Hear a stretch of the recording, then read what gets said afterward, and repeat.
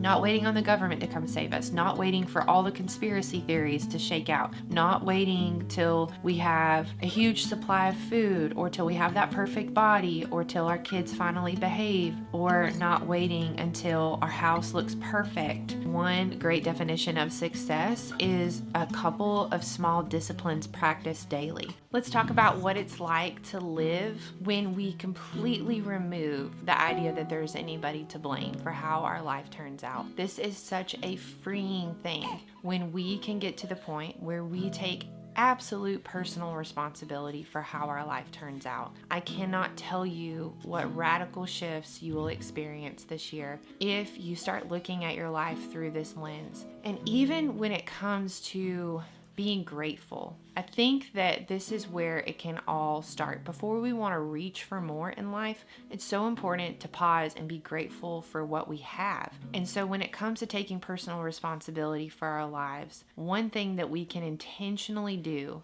is start to see things with an eyes of gratitude. And it's so trite and it's so true. But like, for instance, I'm going to read this little list that I keep inside of my cabinet. And this has helped me take personal responsibility for the way I think about things, because just that little decision when I wake up, for me, makes all the difference. It makes all the difference. There are like a million forks in the road that I can't blame anybody for what path I choose. But it can come down to these micro thoughts that we have. So like, here's this awesome list. Early wake-ups, children to love.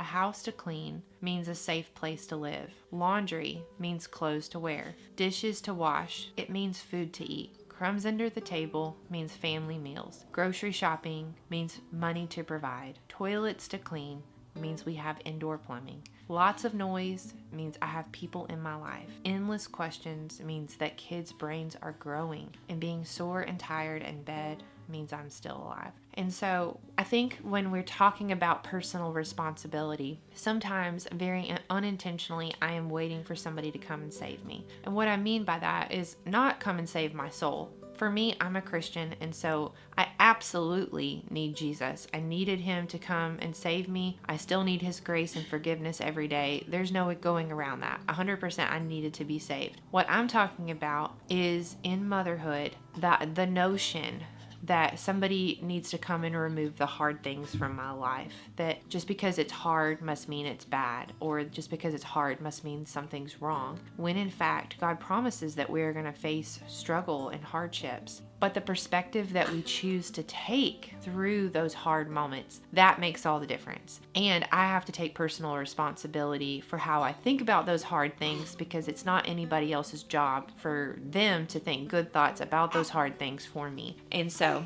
when I started taking more personal responsibility for my life, how this started to change was I started to complain about stuff a lot less, which is awesome because I didn't realize how much complaining was ruining my life. And I didn't realize how much my kids were picking up on the habit of complaining, which is also called murmuring. And in the book, The Power of Christian Contentment, he talks about how complaining and murmuring is basically incompatible with the life of a Christian. It's not pleasing to the Lord because it hurts us, and God doesn't want us to hurt ourselves. He doesn't want us to be sabotaging our life like that. But when I'm not choosing gratitude and I'm choosing the life of complaining and murmuring, it's absolutely poisoning the life that God has given me. And so just going through that list, early wake ups, it can be so hard when we wake up to our kids in our face, especially if we've been up through the night with a baby. But it's going to take that intention for me to see wow, one day I'll be an old woman and I won't have any early wake ups because my children will be gone. And I know that some of that stuff is a little bit sappy and it can pull on our emotions and things like that. But I think that there is a spirit of wisdom in realizing that just because something is hard in our life, like a child waking us up or not getting enough sleep,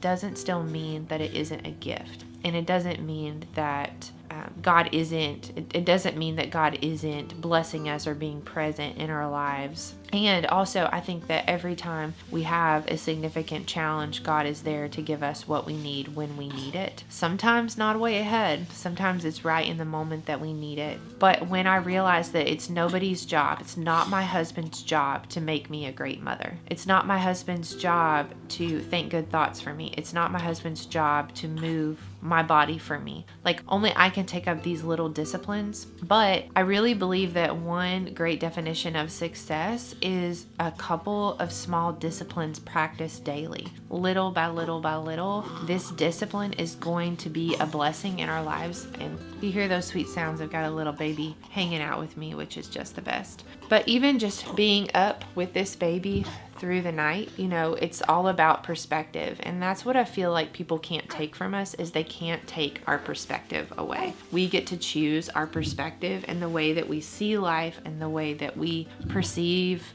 what's happening in our lives can make all the difference. And I said it in another video, but not waiting on the government to come save us, not waiting for all the conspiracy theories to shake out, not waiting till we have a huge supply of food, or till we have that perfect body, or till our kids finally behave, or not waiting until our house looks perfect, or until we achieve a certain income. Like, waiting on all of these things is called an external locus of control, where we feel like we don't have control. But an internal locus of control, it's correlated with far less depression, far less suicide, far less anger and abuse and things like that, is when we have an internal locus of control. Because I really believe that a lot of people are depressed because they feel helpless. They aren't being able to see what is the next right thing that they can do. They don't feel like they can do the next right thing. And this is just where I feel like the Lord helps us do the next right thing. He helps us see what is the next right thing. But at the end of the day, God's not going to exercise for us. We have to choose to move our body. He might make a way for us. He might help clear the path for us. But at the end of the day, we have to do it. He's not going to make us eat healthy food or drink water or those things, like those personal self-disciplines. He's not going to make us open our Bible. But when we choose to do what is right, we are going to be blessed. Maybe not immediately, but little by little by little, great things are going to come from that. But I think the really great definition of failure that I heard is a couple of errors in judgment practiced every day. So we have to ask ourselves, where am I basically self-sabotaging myself every single day? Am I choosing to, have a ton of ice cream at the end of every single day? And then I'm not happy with how I feel. I'm not happy with my energy levels. Am I choosing every single day to not drink water? Am I choosing every single day to be too busy to get into the Word? Am I choosing every single day too much screen time? Like, little by little by little, that is going to take us in a place that we don't want to go. But we are lying to ourselves if we think that it's not going to take us to a bad place. If we think that somehow we're the exception to the rule, that we can sidestep the consequences of bad behavior, because we have an inner lawyer who's working overtime to kind of justify why we deserve to do this or that, why it's just one time, why it's not a big deal. It's a huge deal when other people do it. We don't let them off the hook easy, right? But when it's ourselves, we are like, oh, it's okay. It's just been a hard day. Oh, it's okay. Like, it's just this one time. But every single day, it's going to take us in a bad place. And so really, what's so freeing when we actually stop blaming other people and we start blaming ourselves is we realize that all along we've had the power to do something about it. And discipline breeds more discipline. So when we say no to ourselves in one area, it strengthens that no muscle to say no in a million other areas, which is just so empowering. So I really believe if you want this year to be different, pick one small area to have discipline in. Be relentless about it. Be relentless. And then watch how that discipline grows, because that no muscle gets stronger. When we can deprive ourselves and say no, I'm not talking about radical eating saying, hear me, hear me, hear me. But I am saying that we do have to say no to ourselves. We say no to our kids all day long. But how often do we say no to ourselves? No to that thing that is just ending up hurting us. And when it hurts us, it hurts our husband and it hurts our family and it hurts our home and it hurts just really the respect that we have for ourselves, because we're constantly watching ourselves. And so when we have that dissonance, that distance between who we long to be and who we know ourselves to be, that's conflicting. But right, for me, taking it back to a Christian perspective, what do I do about the sin in my life? What do I do? Because there is dissonance between who I want to be and this sin that just honestly it's never going away until I go home to heaven. Well, for me, it's like being as honest with myself as I possibly can, and then confessing it to the Lord, repenting of it, not acting like it's not there, not ignoring it, not minimizing it, because it's hard, right? When somebody comes to us and they say, hey, it's really bothering me when you do this, generally our first thought is like, well, it's not that bad, or I don't really do that. I know when my husband says, Lana, you constantly interrupt me, I'm like, it's not that bad. I don't interrupt that much, but I do, And so just realizing, okay, he has pointed out a flaw, like an issue, a sin issue of not valuing him by letting him finish his sentence and me interrupting. Like, am I going to choose to do something about that? Or am I going to minimize what he's saying and say, it's not that bad? Because he sees me more than anybody. So if he's pointing out something, it's probably an issue. I can't speak for every marriage, but I know in my marriage specifically, if he's pointing it out, it's an issue.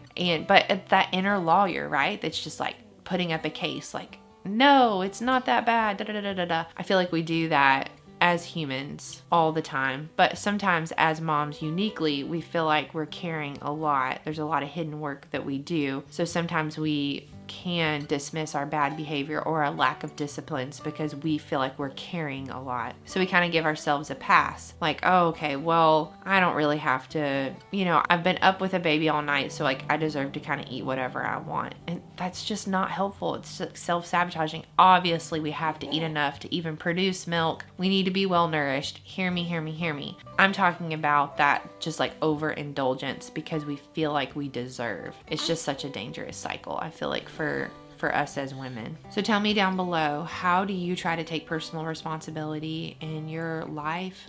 Maybe it's as a Christian or as a mom or as a wife. What does it look like to not be waiting on somebody to come and make all the good decisions for you and do all the good disciplines for you? I'd love to hear your thoughts down below. So I hope that you can kind of grasp what I'm trying to say about the freedom that comes by taking personal responsibility. When we realize that it's not up to anybody else to make our journey as a mother incredible, when we realize that it's not up to anybody else to help us be healthy but ourselves, not up to anybody else. I mean, sure, other people can help us and we can ask for help and we can tell other people how they can help us, but that's also taking personal responsibility, right? It's not waiting for them to know how to read our brain, waiting on them to just automatically help us or pitching a fit when they don't. But it's like, if we do need help, I think taking personal responsibility is saying, hey, can you stand in the gap for me in this way? I really could use some help. Or reaching out and asking for prayer from friends. Like the other day, I have a new baby and one of my kids broke their arm. So my husband was in the ER all day and I was already really exhausted from having a new baby and all the things. And I did feel sorry for myself. And I went through this whole ebb and flow of emotions. Finally, I'm so thankful the Lord was just reach out for help. So I texted my little Bible study group I had been a part of for a couple of years, kind of just told them what's going on. And they prayed for me. They sent reminders of truth, which are so very, very helpful. They reminded me that okay, this is almost like a labor pain, it's gonna pass. This whole tense moment of having a kid get put to sleep for a broken arm and also having a new baby, this, it's just a really tense moment. It's gonna pass. Another mom was a really wise mom who has 9 kids was Lana, turn on TV. Don't even worry about it. This is just a hard season. Give yourself grace. And so I did. I turned on Little Bear and just let my little girls watch and just, tried to let go of any kind of things I could check boxes for that day and just know that this is a really hard day. And then another friend called me and prayed for me and then later came over and did dishes and swept my floor. But it was humbling to just be like, I'm falling apart right now and I need help. But I think it's been really helpful for me to realize that they're not going to know unless I tell them. They're not going to know how to pray unless I ask for help. And I wasn't saying like, come and fix everything. I'm just saying like, hey, can you stand in the gap for me and encourage me, because right now I'm really down. So that's just an example of what it can look like. Even when it comes to waiting on a village to save us, is like sometimes we have to ask for help from the village. The village isn't going to always just know what we need. So I hope you feel encouraged that if we can start to take personal responsibility more for our lives, that God has given us the agency of choice. Like we get to choose him or not, that we're not like the animals that just run off of instinct, but that he wants our lives to go well. He's laid out principles and truth in the word. He's laid out wisdom. We can go and mine all that out and get to know him better, so that, knowing God more helps us see ourselves in light of who he is. And when I see him as the high and holy God that he is, I see how much sin I have, and that leads me to repent. But I can't wait on other people to do that whole journey for me. I have to realize that there's a big dose of personal responsibility that only I can do and take from my life. And that's actually the most freeing thing. So just a reminder, tell me your thoughts down below. I love hearing from you. This is Girl Teach Me, not Lana Teach Me. So your wisdom, your insight, and even your struggles, like hearing those, they're invaluable to me and to other mamas who are stopping by. So I want to hear from you down below. And always remember that girlteachme.com is full of resources that are always being added for your journey as a intentional mama. So make sure to go check out the website. I'm always adding recipes. I'm always adding things that can just be a help to you on your mama journey. And I'll see you again in the next video. It's so unnecessary dwelling about the past, 'cause I know that God is good. He led me to where I'm at. Sometimes I feel like giving up, you're giving in, but everything happens for a reason. It won't always be blue skies ahead. Sometimes you might need a helping hand, just like iron sharpens iron, making me stronger, calling me higher.